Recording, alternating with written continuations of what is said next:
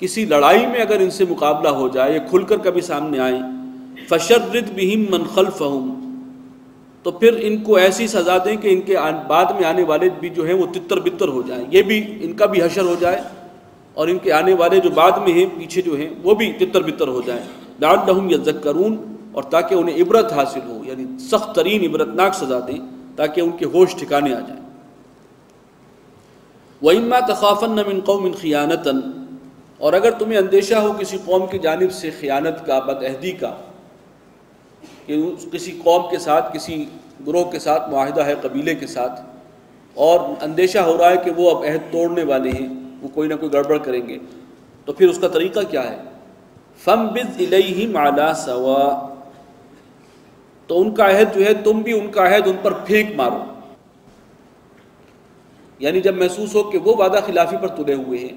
تو تم بھی ڈکلیئر کر دو، اعلان کر دو کہ اب آج سے ہمارے معاہدے ختم ہیں، تم اس کی پابندی نہیں کر رہے تو اب ہم بھی پابندی نہیں کریں گے، ختم، اور پھر تاکہ تم اب برابر ہو جاؤ۔ یعنی یہ صورتحال نہیں ہونی چاہیے کہ تمہاری طرف سے جو ہے وہ معاہدے کو تم برقرار رکھنے کی بات کر رہے ہو کہ ہم تو معاہدہ کیا ہوا ہے، قائم ہے، اور وہ معاہدہ توڑ رہے ہیں اور جواباً تم اندر ہی اندر اب ان کے خلاف کارروائی کر رہے ہو، اوپر انٹیکٹ رکھتے ہوئے معاہدے کو۔ یہ نہیں، کھل کر بات ہونی چاہیے، یہ بھی خیانت ہے ایک معنی میں، اور دشمنوں کے ساتھ بھی یہ خیانت اس انداز کی اللہ کی نگاہ میں پسندیدہ نہیں ہے۔ جب مقابلہ ہے تو کھل کر ہونا چاہیے، اوپر سے کچھ اور اندر سے جڑے کاٹنا یہ مسلمانوں کا طریقہ نہیں ہے۔ جب بھی کوئی عہد پیمان ہوتا ہے قومی سطح پر، ملکوں کی سطح پر، تو پھر اس کو پورا کرنا ضروری ہے، یا اس کو اعلان کر دیا جائے کہ آج سے معاہدے ختم۔ ان اللہ لا يحب الخائنین، بے شک اللہ تعالیٰ بد عہدی کرنے والوں کو، خیانت کرنے والوں کو پسند نہیں کرتا۔ ولا يحسبن الذين كفروا سبقوا، اور ہرگز گمان نہ کریں یہ کافر کہ وہ نکل بھاگیں گے،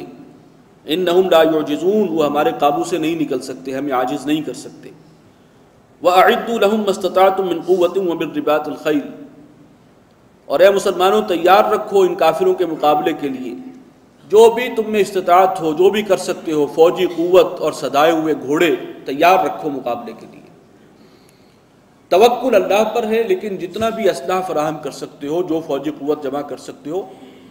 اس کے لیے ہدایت ہے کہ کرو، اس کے اندر بھی کمی اور سستی نہ دکھاؤ۔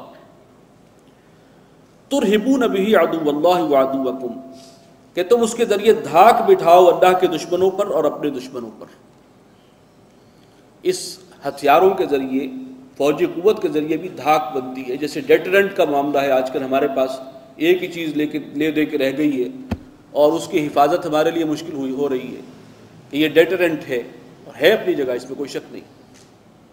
لیکن ہم چونکہ اللہ کے ساتھ ہمارا معاملہ وہ ہے نہیں بھروسے اور توکل کا، اعتماد کا، لہٰذا وہ ڈیٹرنٹ بھی اب ہمارے لیے اس کو سنبھالنا مشکل ہو رہا ہے، اس کو بچاتے بچاتے معلوم نہیں ہم سب کچھ ہی گوا دیں گے۔ تو بہرکیف اس کی اہمیت ہے اپنی جگہ۔ ترہبون بہ عدو اللہ وعدوکم، کہ تم اس کے ذریعے دہشت اور رعب بٹھا دو اللہ کے دشمنوں پر اور اپنے دشمنوں پر۔ وآخرین من دونہم،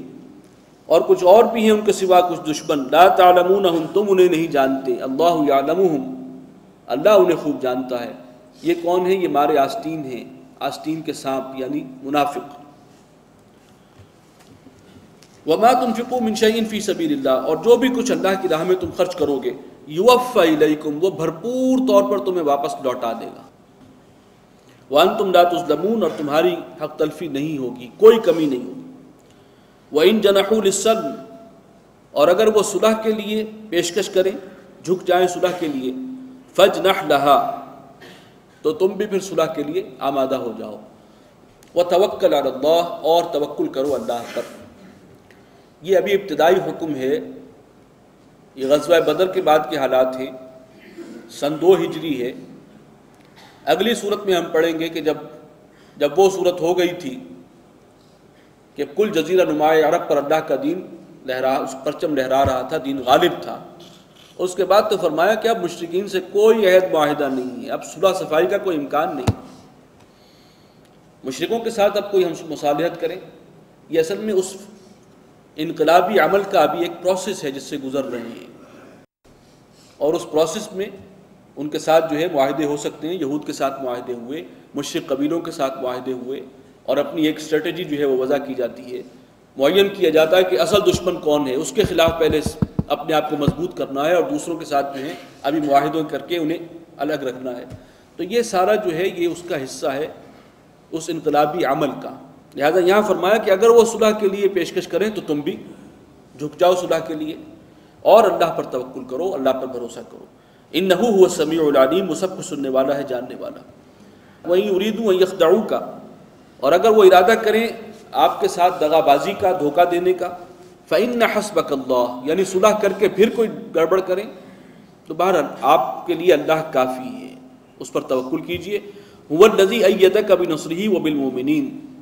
اسی نے آپ کی تائید کی ہے اپنی نصرت و حمایت سے، اور اہل ایمان کس کا بھی اللہ نے ان کی بھی مدد فرمائی ہے۔ وَأَلَّفَ بَيْنَ قُلُوبِهِمْ وَبِالْمُؤْمِنِينَ کا ایک مفہوم یہ بھی ہے کہ اے نبی، اللہ تعالیٰ نے ان سچے اہل ایمان کے ذریعے بھی آپ کو مدد اور تقویت پہنچائی ہے۔ وَأَلَّفَ بَيْنَ قُلُوبِهِمْ، اور ان آپ کے ساتھیوں کے دلوں میں، مسلمانوں کے دلوں میں اللہ تعالیٰ نے الفت پیدا کر دی ہے، محبت۔ لَوْ أَنفَقْتَ مَا فِي الْأَرْضِ جَمِيعًا، اگر آپ سب کچھ خرچ کر دیتے جو کچھ زمین میں ہے سارا کا سارا، ان کے اندر الفت پیدا کرنے کے لیے، حالانکہ ان میں صدیوں سے جنگ چلی آ رہی تھی اوس اور خزرج میں، اور آپ دنیا بھر کی دولت خرچ کر دیتے کہ کسی طرح ان میں محبت پیدا ہو جائے، ما الفت بین قلوبہم، آپ ان کے دلوں میں محبت پیدا نہیں کر سکتے تھے، ولکن اللہ الف بینہم، لیکن یہ تو اللہ تعالیٰ ہے، اس کی رحمت ہے کہ اس نے ان کے دلوں میں ایک دوسرے کے لیے الفت پیدا کر دی۔ انہ عزیز حکیم، بے شک وہ زبردست ہے، زور آور ہے، حکمت والا ہے۔ یا ایھا النبی حسبک اللہ، اے نبی آپ کے لیے اللہ کافی ہے۔ وَمَنِ اتَّبَعَكَ مِنَ الْمُؤْمِنِينَ، اور اللہ نے جو آپ کو ساتھی دے دیے ہیں، آپ کے پیروکار، جانثار ساتھی، یہ بھی آپ کے لیے کافی ہے۔ یا ایھا النبی حرض المؤمنین علی القتال، اے نبی صلی اللہ علیہ وسلم آپ شوق دلائیے، ابھاریے اہل ایمان کو قتال پر، انہیں آمادہ کیجیے، ان میں ترغیب پیدا کیجیے، ذوق شہادت اور جوش جہاد پیدا کیجیے۔ ان یکم منکم 20 صابرون، اگر مسلمانوں تم میں سے ہوئے 20 ثابت قدم رہنے والے، یغلبوا 200، تو وہ 200 کے اوپر غالب آئیں گے، یہ اللہ کا وعدہ ہے۔ وَإِن يَكُن مِّنكُم 100، اور اگر تم ہوئے 100 افراد، یغلبوا 1000 من الذین کفروا، تو وہ 1000 کافروں کے اوپر بھاری ہوں گے، غالب آئیں گے۔ یعنی یہ ریشو ہے 1 اور 10 کی، تم سے 10 گنا زیادہ بھی ہے اگر دشمن کی قوت اور جمعیت، تو تم غالب آؤ گے ان کے اوپر۔ ذالک بانہم قوم لا یفقہون، یہ اس لیے کہ وہ لوگ سوچ سمجھ سے عاری ہیں۔ الآن خفف اللہ عنکم، اب لگتا ہے کہ یہ کچھ عرصے کے بعد احکامات آ رہے ہیں، اب اللہ نے تمہارا بوجھ کچھ ہلکا کر دیا ہے، ذمہ داری کم کر دی ہے۔ وعلم ان فیکم ضعفا، اور اس نے جان لیا کہ تمہارے اندر کچھ کمزوری بھی ہے۔ اب وہ وقت آ گیا کہ ورأیت الناس یدخلون فی دین اللہ افواجا، اللہ کے دین میں جو ہے وہ فوج در فوج لوگ داخل ہو رہے ہیں، وہ ان آزمائشوں کی بھٹیوں سے نہیں گزرے، ان کا ایمان اس درجے کا نہیں ہے جو مہاجرین کا تھا، سابقون الاولون کا تھا۔ تو اب اس ریشو کو اللہ تعالیٰ نے بدل دیا ہے اور اس کے اندر تخفیف کر دی ہے۔ فَإِن يَكُن مِّنكُم 100 صَابِرَةٌ، تو اگر تم میں سے ہوں 100 افراد ثابت قدم رہنے والے، یغلبوا 200، تو وہ 200 پر غالب آئیں گے۔ اب 1 اور 2 کی ریشو ہے۔ وَإِن يَكُن مِّنكُمْ 1000، اور اگر ہوں 1000 تم میں سے، یغلبوا 2000 بإذن اللہ، تو پھر اللہ کے حکم سے وہ 2000 پر غالب آئیں گے۔ اور یہی اصل میں اب ہمیشہ کے لیے اللہ نے ایک اصول دے دیا ہے کہ مسلمانوں کے مقابلے میں قوت اگر دگنی بھی ہو تو اللہ پر توکل کریں، اور اس حال میں جنگ اور جہاد سے پیچھا دامن بچانا، جی چرانا مناسب نہیں ہے۔ لیکن اگر اس سے زیادہ ریشو کا فرق ہو تو پھر جنگ کو ایوائڈ کیا جا سکتا ہے، اس کی اجازت ہے۔ واللہ مع الصابرین، اللہ تعالیٰ صبر کرنے والوں، ثابت قدم رہنے والوں کے ساتھ۔ ما کان لنبی ان یکون لہ اسرا، نبی اس بات کا روادار نہیں ہے، کوئی بھی نبی، کہ وہ اپنے پاس قیدی بنائے، قیدی رکھے، حتی یسکن فی الارض، جب تک کہ زمین میں خوب خون ریزی نہ کر لے، جب تک کفر کی قوت کو خوب اچھی طرح کچل نہ دیا جائے،